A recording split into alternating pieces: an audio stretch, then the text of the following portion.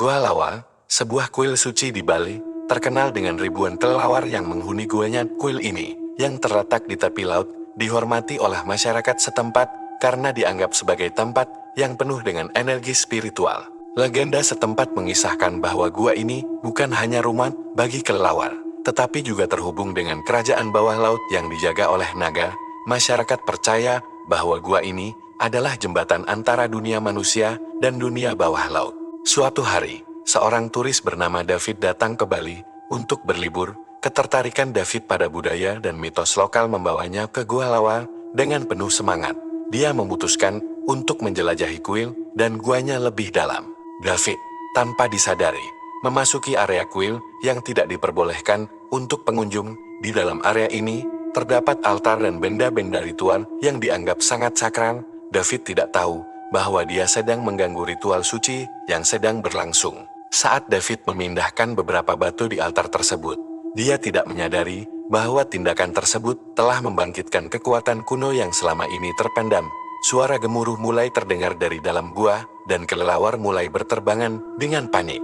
Begitu David keluar dari gua, dia merasakan suasana yang aneh di sekelilingnya.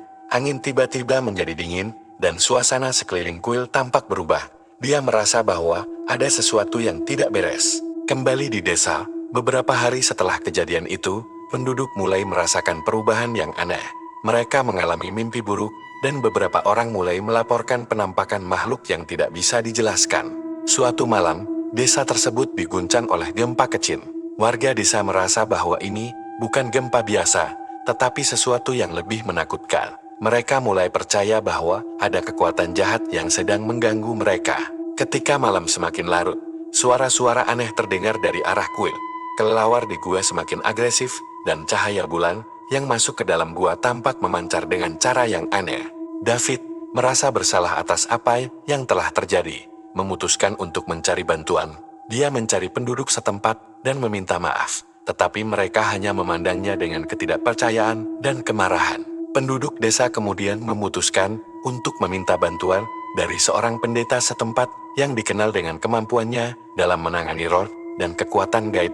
Pendeta tersebut bernama Pak Nyoman dan dianggap sebagai penjaga tradisi dan spiritualitas desa. Pak Nyoman memulai ritual untuk mencoba menenangkan kekuatan jahat yang telah dibangkitkan. Dia membawa berbagai bahan ritual dan membaca doa-doa kuno untuk meminta perlindungan dan kedamaian. Namun, meski ritual dilakukan, situasi semakin memburuk. Beberapa penduduk desa mulai mengalami kejadian-kejadian aneh seperti sakit mendadak dan kehilangan barang-barang berharga secara misterius. Pak Nyoman kemudian menemukan bahwa kekuatan jahat yang terbangkit tidak hanya berupa roh biasa, tetapi adalah entitas kuno yang terikat dengan naga dari kerajaan bawah laut. Entitas ini merasa dirugikan karena ritual suci telah diganggu. Pak Nyoman memutuskan untuk mencari bantuan dari seorang ahli spiritual dari luar desa, seorang dukun bernama Ibu Wayan. Ibu Wayan dikenal memiliki pengetahuan mendalam tentang makhluk gaib dan ritual kuno. Ibu Wayan tiba di desa dan mulai mempelajari situasi dengan teliti. Dia menyadari bahwa untuk menghentikan kekuatan kuno tersebut, mereka perlu melakukan ritual penyucian yang sangat rumit dan jarang dilakukan. Dalam ritualnya, Ibu Wayan menjelaskan bahwa mereka harus menemukan dan menenangkan roh-roh penjaga gua, serta mengembalikan kekuatan yang telah terganggu ke tempatnya semula. Ritual ini membutuhkan bantuan dari seluruh desa. Selama proses persiapan ritual, David merasa semakin tertekan.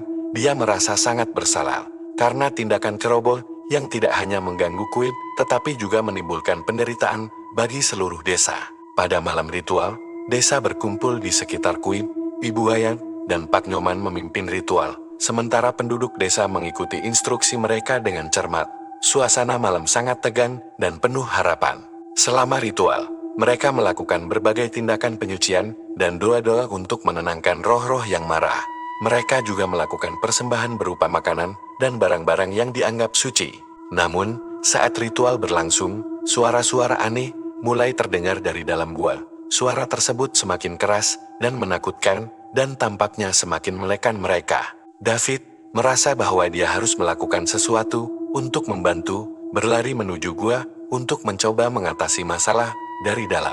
Dia merasa bahwa dia harus mengambil tanggung jawab penuh atas apa yang telah dia mulai. Di dalam gua, David menemukan sebuah altar kuno yang belum pernah dia lihat sebelumnya. Di altar tersebut, terdapat simbol-simbol yang menunjukkan bahwa itu adalah pusat kekuatan gaib yang harus dinetralkan. Ketika David mencoba untuk memindahkan batu-batu di altar, dia merasa ada sesuatu yang sangat kuat menahan tangannya. Suara gemuruh semakin keras, dan tampaknya ada sesuatu yang sangat besar dan menakutkan bergerak di dalam kegelapan gua. David kemudian melihat sosok naga besar yang tampaknya terkurung di dalam gua. Naga tersebut tampak marah dan bingung, seolah-olah terjebak antara dunia nyata dan dunia bawah laut. David menyadari bahwa naga tersebut adalah penjaga yang dijaga oleh ritual kuno. Keberadaan naga ini menunjukkan bahwa dia harus mengembalikan kekuatan yang terjaga ke tempatnya semula untuk menghentikan teror di desa. Sementara itu, di luar gua, Ibu Wayan dan Pak Nyoman berjuang untuk melanjutkan ritual. Suara-suara aneh semakin menekan mereka, dan penduduk desa mulai merasa putus asa. David memutuskan untuk mengikuti petunjuk dari jurnal kuno yang dia temukan di altar. Jurnal tersebut menunjukkan langkah-langkah spesifik untuk mengembalikan kekuatan gaib dan menenangkan naga. Dia melakukan ritual dengan hati-hati dan penuh rasa hormat.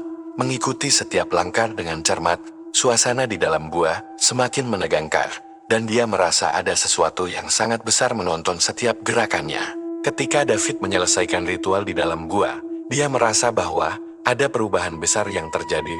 Suara gemuruh mulai mereda, dan kehadiran naga tampaknya semakin tenang. Di luar gua, Ibu Wayan dan Pak Nyoman merasakan perubahan yang positif. Suara-suara aneh mulai menghilang, dan penduduk desa merasakan kembali kedamaian yang sebelumnya hilang.